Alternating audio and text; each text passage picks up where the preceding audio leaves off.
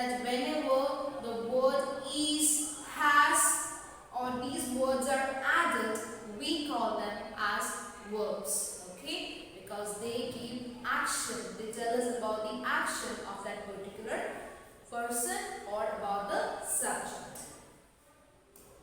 Underline the definition. A verb is a word that is used to denote an action, the condition of the subject, or what is possessed by the subject. Okay? Whatever the action is, the verb tells us. Underline the definition, children, on page 43 in the pink letters. It's written.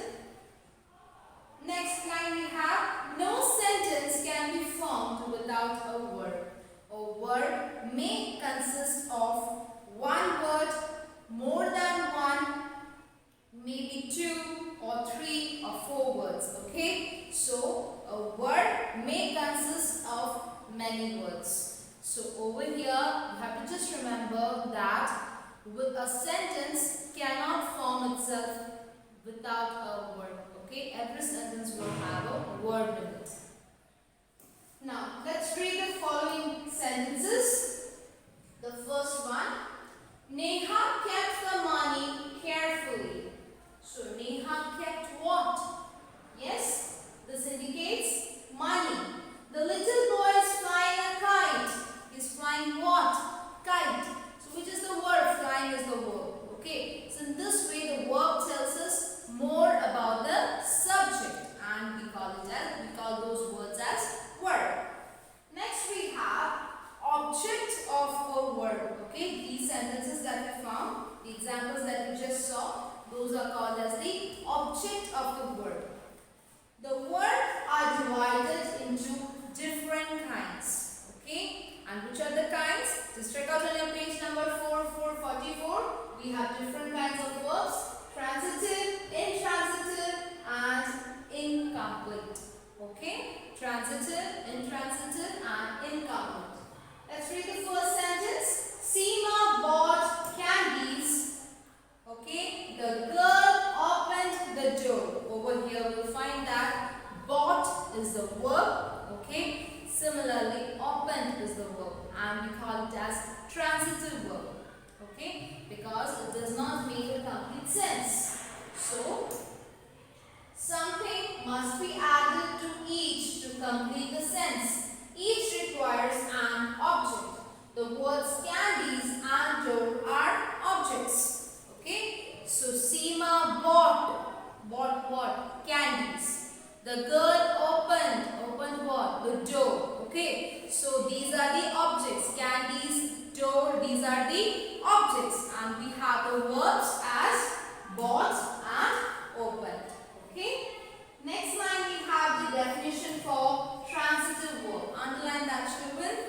A verb which requires an object to complete its meaning is called a transitive verb. Next, let's read with the examples. She kept the money carefully. Over here we have the verb as kept. Stephen King writes novels. Writes is the verb. The chef is preparing vegetable soup. So, preparing is the verb. So, all these things that you just noticed, those are called as transitive verb, because to complete those sentences we need the objects. Okay? What is the definition for transitive verb? A word which requires an object to complete its meaning, we call it as transitive word. Let's read this, children. Some transitive verbs take two objects after them. Okay? One of which is usually a thing, that is direct object, and the other some person, indirect object. The indirect object is normally placed before the direct object. The direct object answers the question what? Example, Rita gave her a pencil. Rita gave her a pencil. So, in this way, when you are having pencil as the direct object in the sentence. Okay? So, this we call it as transitive verb. Let's move to the next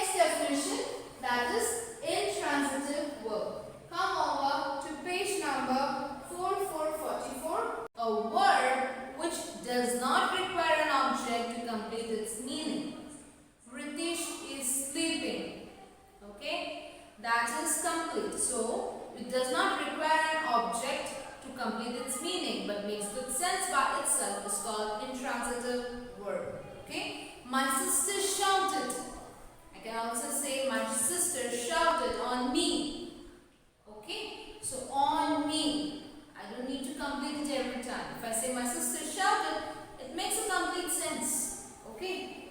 So that we call it, that is, it does not need a object. It does not need an object to complete its meaning. We call it as intransitive word.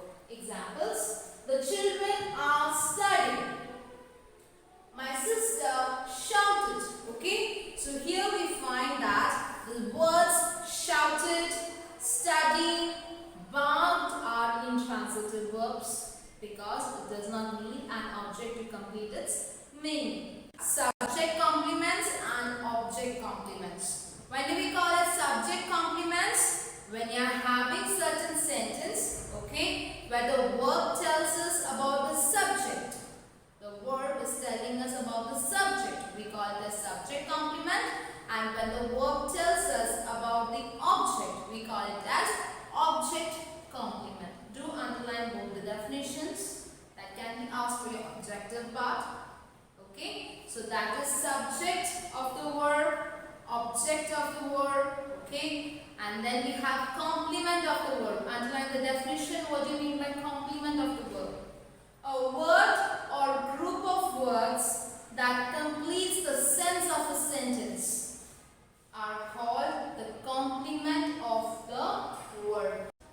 Here we have what you mean by main word and auxiliary word.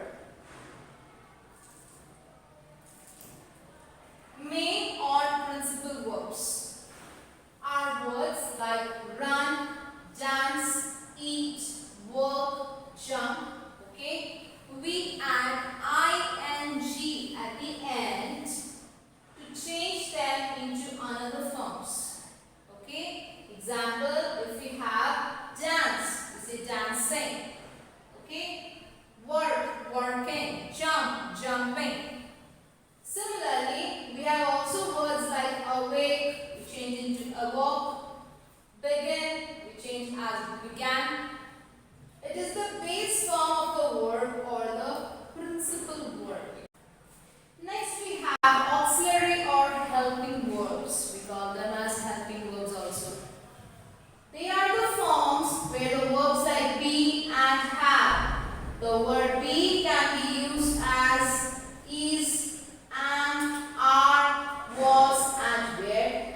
The word have can be used as had, has, will have, or shall have. Okay, so these are the helping words and they are used in the tenses, questions, to make the sentence into a negative part, okay, or to show the manner of the actions, to express something. We add these verbs and they are called as the helping verbs or the auxiliary verbs. Okay, so dear children, I want all of you to note down these definitions in your English grammar notebook. Okay, underline them in your textbook and start noting down the answers. The exercises part will soon be doing in our regular sessions. So till then, all of you take care. God bless.